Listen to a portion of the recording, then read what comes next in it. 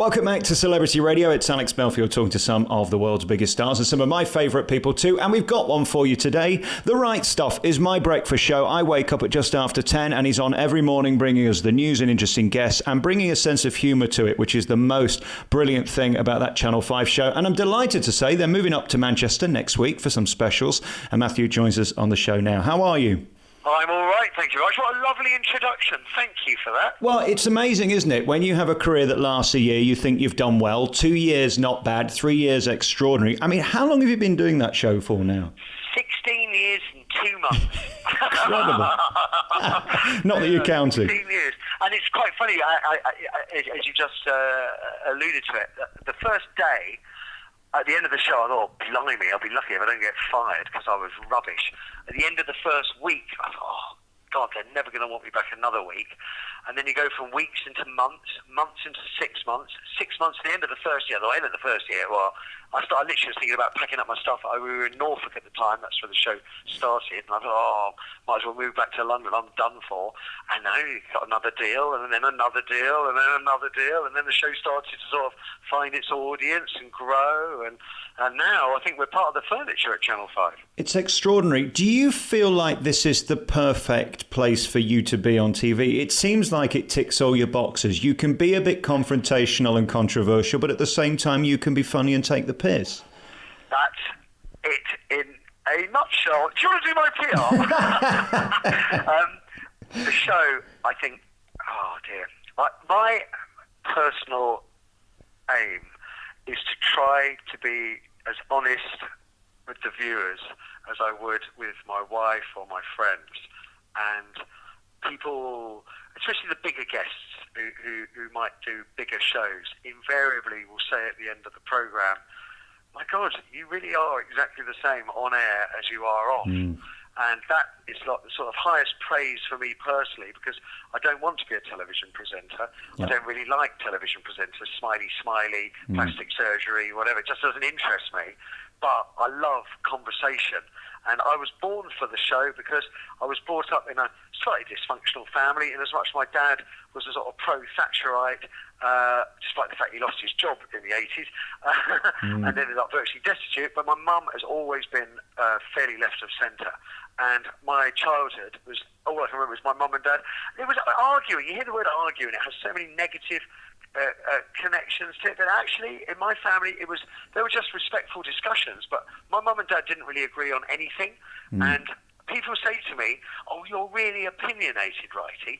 And I often take a step back, because when I think it through, I'm not sure I have any opinions at all, because every time someone puts up an argument, I can always find at least one counter-argument. And that includes my own views. I say, oh, maybe I think this. And you think, no, I don't. I was a vegetarian. Meat is murder. I did 11 years. And then I thought, this is just a nonsense. And I started unpicking it, and I started eating meat. I don't know if I have any opinions at all. Yeah. Do you know why I love you? Is because I think we do the same job, in a sense that show that you do on the TV could be a radio show. It's got that feel of a live phone-in. It's the same sort of thing, isn't it? You're very perceptive, because when we were drawing up the plans for the show, initially just trying to work out how we were going to do it, we were going to copy the notion, I think her name was Roz, in Frasier.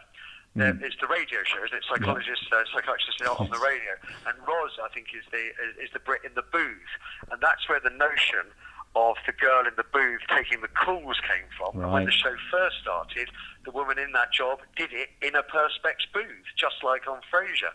So we copied a fictional radio show. Wow.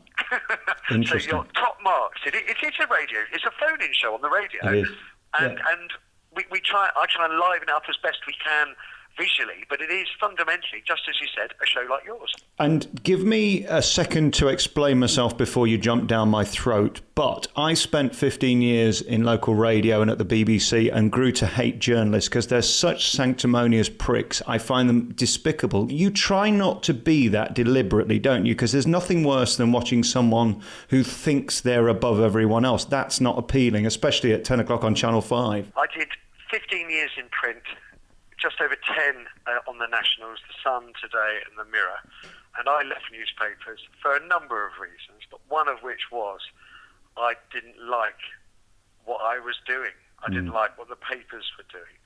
And so, again, I think you're being quite perceptive, because if I'm not going to be I think when I was a tabloid print journalist, I was originally an actor, and I think I became the character of a tabloid print journalist. And eventually it became a full-time job, pretending to be a hard-bitten, foot in the door, mean-spirited hack.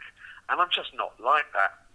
And leaving the show, I've mentioned it before on air, but I did go into therapy. My marriage broke down. I've been drinking too much.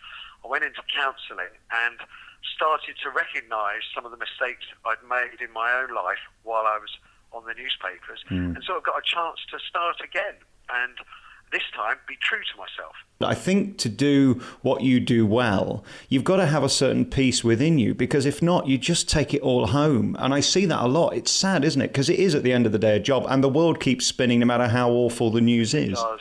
Yes, it does. And I'm very good at, I have to work at home. I have to watch a lot of news at home to keep up to speed, do a lot of research online. I do hours and hours and hours of news consumption. I read what people are saying, and the big high-profile Twitter people and that. And I do find a lot of it really, annoying is being rather polite. I find some of it absolutely sickening, really.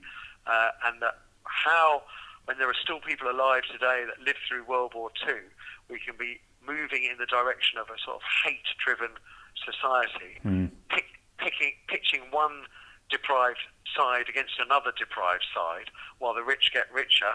It sticks in my craw, really. And so I do, if I can help in any shape or form make the world a better, more understanding place instead of a more hateful place, then that's what I would like to do.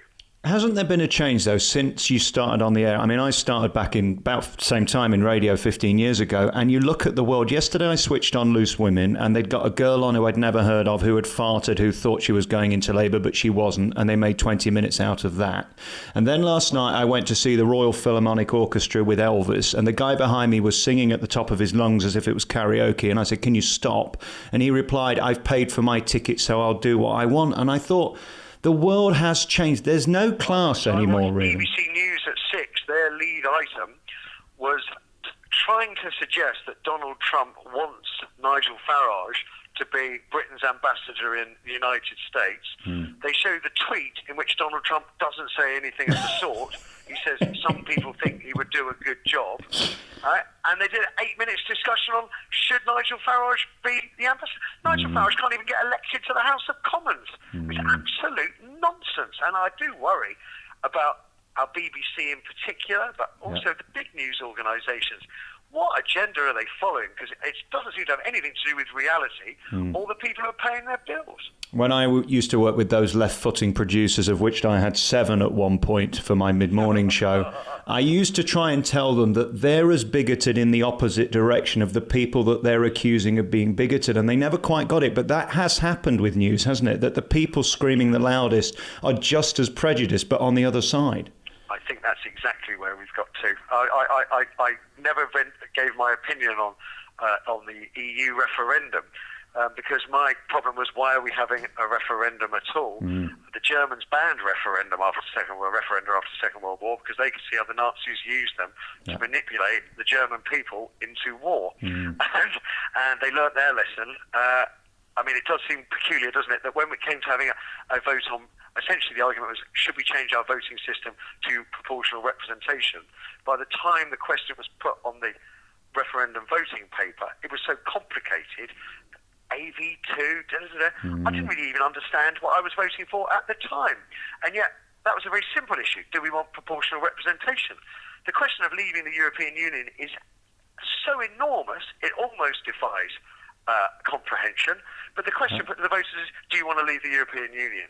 You might have thought that the question might be slightly more demanding and challenging than something as simple as that, when the consequences are so vast. And I always tell London people, it's okay you demanding democracy, but that means that stupid people, as you see it in the North, have a vote too, which will counteract your vote. So just remember that. I don't think there are stupid people in the North and stupid people in the Palace of Westminster on the banks of the Thames, and they're collecting a nice salary at all of our expense.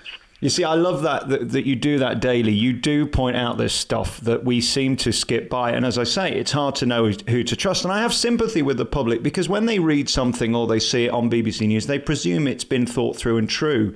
But they forget that it has an agenda in the same way Sky News and Fox News do. Absolutely. And to be honest, I even though I've been in news all my life, I never felt it as strongly as I did last night watching this Farage stuff, because I think we made maybe a 20-second reference to it on our paper review 12 hours earlier, or nearly 12 hours earlier. How it could be the lead item on BBC News at 6, I just do not know, unless there is an agenda.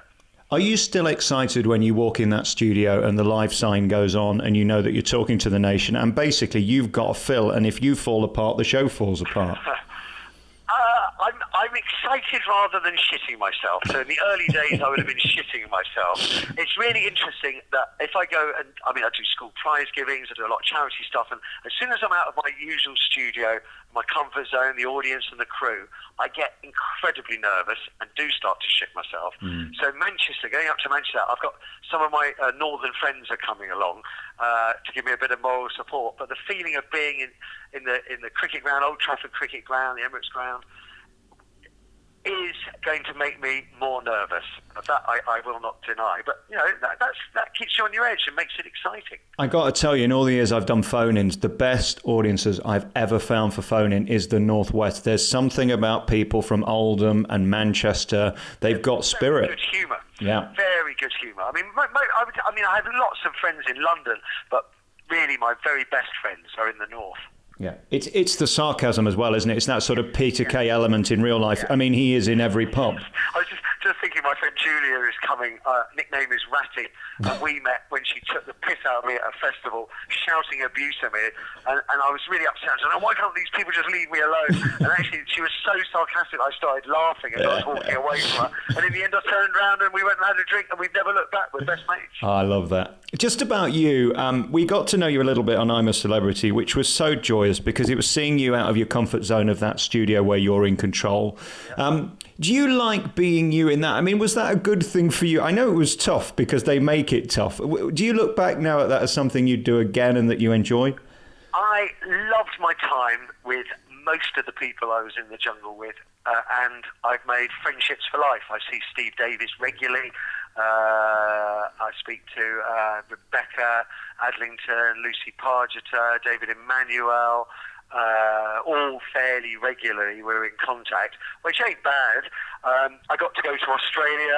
Once I got kicked out, I went to the Harley Davidson, went down to Byron Bay, slept on the beach, had the most amazing time. What spoils it is watching how producers edit the show to make some people look good and others look bad. The Joey Amy romance was just a lie. I mean, it just wasn't one.